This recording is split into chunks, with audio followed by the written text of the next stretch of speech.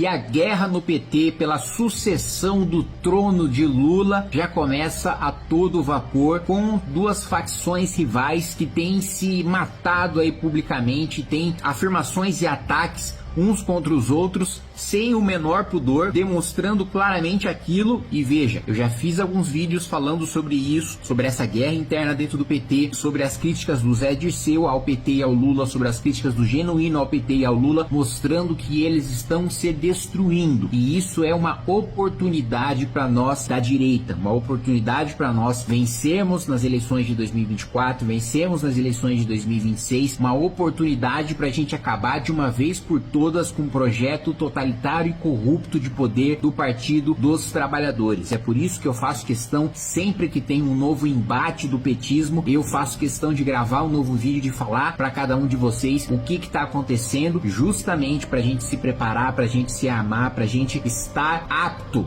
e sabendo exatamente o que está acontecendo dentro do principal partido do campo da esquerda, para a gente saber como rebater, como reagir e como eleitoralmente ter uma resposta para tudo isso. Mas antes de continuar esse vídeo falando sobre essa briga de ataques públicos de Gleisi Hoffmann, de Lindbergh Faria, para saber quem é que vai suceder o Lula no poder, já tá a todo vapor. Um primeiro ponto que eu quero já chamar a atenção, que para mim, de todo esse embate público, é um dos pontos mais delicados, é sobre 2026. O Haddad deu uma entrevista dizendo que já está pacificado no PT que o Lula vai disputar a reeleição em 2026. Eu tenho dito para vocês que a minha opinião pessoal é de que o Lula não terá condições pessoais, não terá condições de saúde de disputar uma eleição presidencial em 2026. Mas muito bem, o Haddad concedeu essa entrevista dizendo que já é consenso dentro do PT que o Lula vai disputar a reeleição, eis que a Gleisi Hoffmann rebate. E vamos lembrar, a Gleisi Hoffmann é a presidente do PT, né? Não é uma afiliada qualquer, não é uma dirigente qualquer, é a presidente do Partido dos Trabalhadores. Ela disse o seguinte, que é muito cedo para falar em sucessão, que essa discussão ainda nem está na mesa, muito menos decidida. Ou seja, o Haddad, na minha avaliação, o que está acontecendo? O Haddad está sinalizando pro Lula, falando, olha Lula, para mim o nome é você, mas obviamente pensando nele próprio, pensando em ele ter mais simpatia do Lula que ele já tem para ser o sucessor do Lula. Ele disputou a eleição presidencial quando o Lula estava preso, né, com o apoio do Lula. Ele esteve ali no momento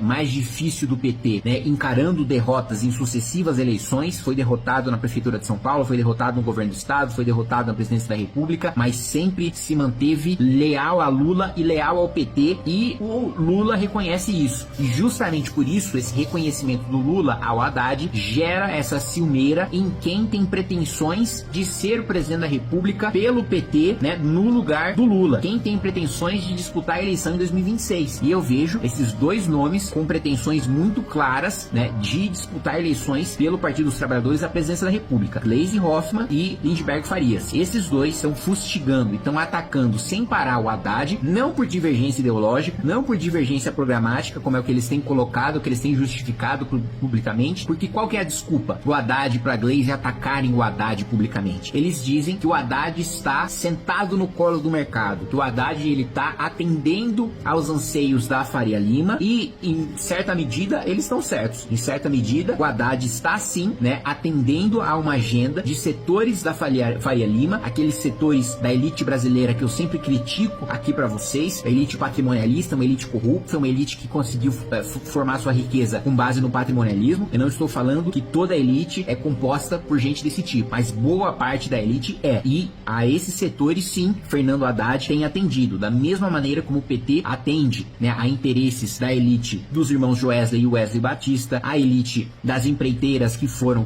pegas no mensalão, né, do senhor Odebrecht, né, da OAS, da Andrade Gutierrez e por aí vai, né, agora do senhor Rubens Ometo, também um dos principais magnatas aliados do governo, que faz doações que faz doações milionárias para o PT. Então há sim o atendimento do interesse dessas elites patrimonialistas, mas não é isso que incomoda a Gleisi, não é isso que incomoda o Lindbergh, mesmo porque eles mesmos já defenderam sempre que o Lula e que a Dilma fizeram isso ao longo de todos os seus anos de mandato. Então essa não é a questão. Eles colocam, o Haddad está muito preocupado em arrecadar mais para poder fechar as contas, mas esse negócio de fechar as contas, esse negócio de déficit zero, esse negócio de manter a meta é coisa para atender o mercado, né? O próprio Lindbergh já falou que é uma tentativa do Haddad de fazer um pacto com o diabo diabo, né, de que o diabo seria o mercado e que ele estaria tentando fazer um pacto com o diabo, e o diabo não está querendo fazer o pacto, né, com ele, né, numa crítica à política econômica que tem sido adotada pelo Haddad, né. Então eles estão nesse conflito, né, todo mundo quer arrecadar mais, né, o Lindbergh e Glaze nunca criticaram nenhum centavo de aumento de imposto, Haddad, pelo contrário, é o maior promotor de aumento de imposto, né, do nosso país, mas eles discordam no quanto gastar, né. O Haddad, ele fica fingindo ali, que na verdade não discordam, né, na verdade é um teatro, na verdade o Haddad, ele finge que quer ser mais responsável do ponto de vista fiscal, mas ao mesmo tempo assina e autoriza todo tipo de aumento de gasto irresponsável por parte do governo federal. Não à toa a gente teve déficit bilionário de dezenas de bilhões de reais, depois de ter superávit a gente voltou a ter déficit nesse ano e teremos déficit no ano que vem, mesmo que o governo não tenha mudado a meta, mesmo que a meta do governo na lei de diretrizes orçamentárias seja a meta de déficit zero, essa meta não vai ser alcançada, né? Das duas uma, podem gravar e recortar esse trecho do vídeo porque é exatamente o que vai acontecer. Só existem duas hipóteses, só duas coisas podem acontecer. Não há hipótese de se cumprir a meta de déficit zero do ano que vem. Não há. O governo não vai, só apenas cortando gasto o governo conseguiria déficit zero. O governo não vai cortar gasto, o governo vai aumentar gasto, é ano de eleição. E o PT quer gastar mais para ganhar a eleição. O próprio líder do PT já disse isso publicamente.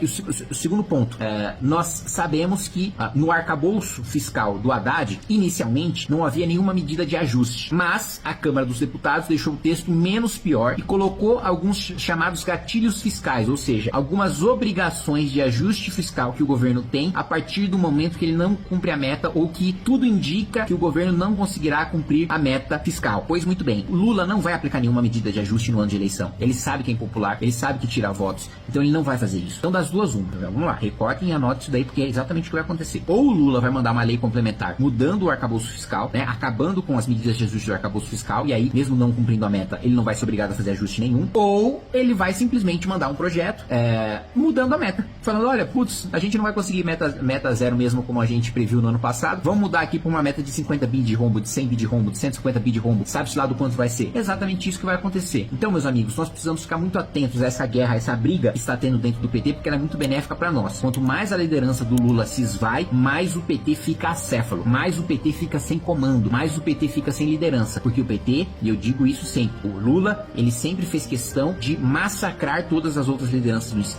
da esquerda para ele ter o domínio do campo, para ele mandar, e mandar sozinho, para ele ser o dono da bola, para a esquerda no Brasil ser sinônimo de Lula. Lula sempre trabalhou para isso, para ele ser o sinônimo de esquerda, para não haver espaço na esquerda fora do lulismo. E justamente por isso, esse é o principal calcanhar de Aquiles do PT. Sem o Lula, não há nenhuma liderança orgânica, não há nenhuma liderança natural, não há nenhuma liderança que vá ser aceita por todos os militantes e dirigentes do PT. E isso, meus amigos, pode levar